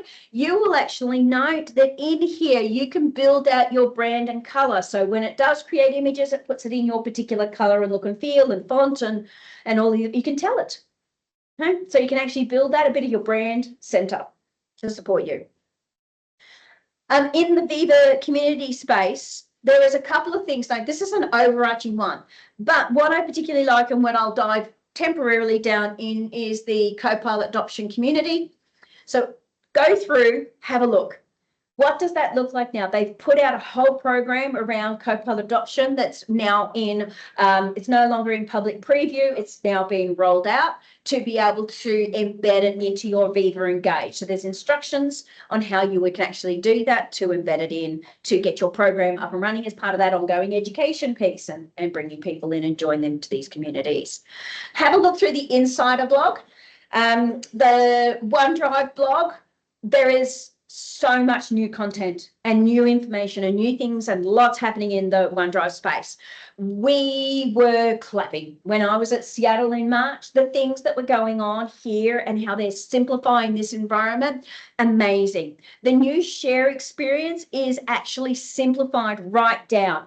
The URL that you use is actually now a sharing URL. It is one and the same to the share that you do now. They're not different. So you can just copy that URL and use the URL as it is. And it's one and the same, whether it's the share link or not. Hallelujah. Yeah. Hallelujah. So then we have the OneDrive. Look at all that's going on in OneDrive. So much content, SharePoint, dive down into some of the spring updates. Of course, Swoop, as always, doing some fabulous stuff. Their Internet Festival was on recently. Go and watch it. Your Teams blog, the adoption and engagement insights. Go and have a look at this as to what's actually going on in the developer portal to help you around adoption. In Teams, what's new in Planner, Excel, we talk about all of this. And then, of course, my Copilot Corner, it's all in here and where to actually find all of the content. So that's always in here available for you and all the various, what's happening in the events and calls and communities out there. So that kind of is, getting off and started. Actually, that's still, this month's session. We'll go next month will be the first Tuesday of the month in July, which will be, I forgot to update that one page and all of my chaos, will be the 1st of July.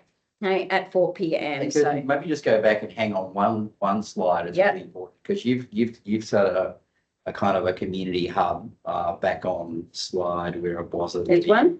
No, you've got your zombie had your videos. Yes. So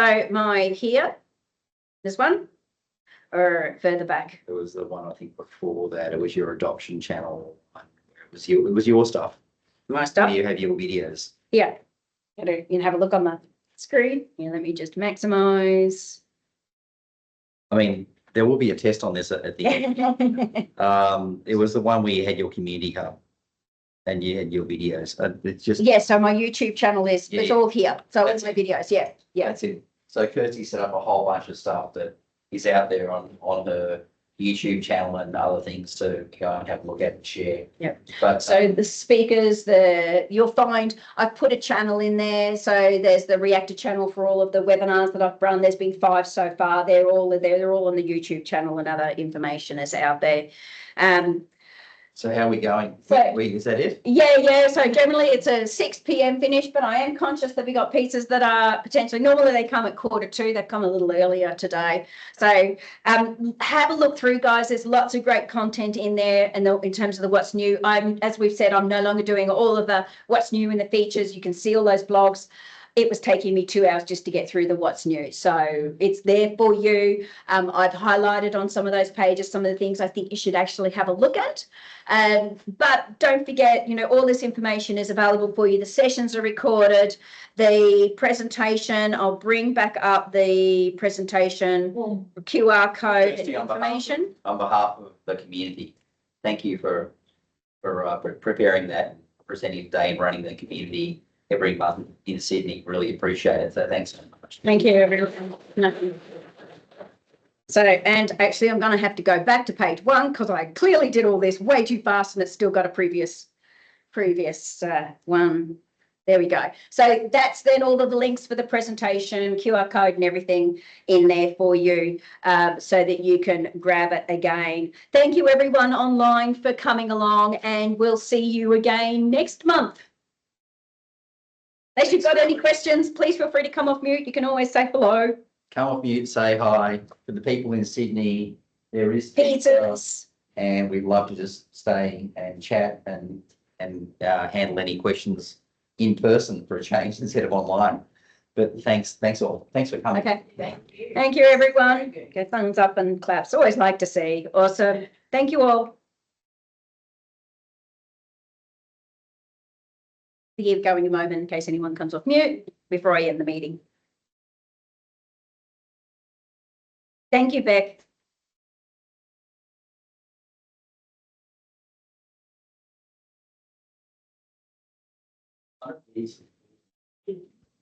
Just ended. Okay. Meeting now. And start.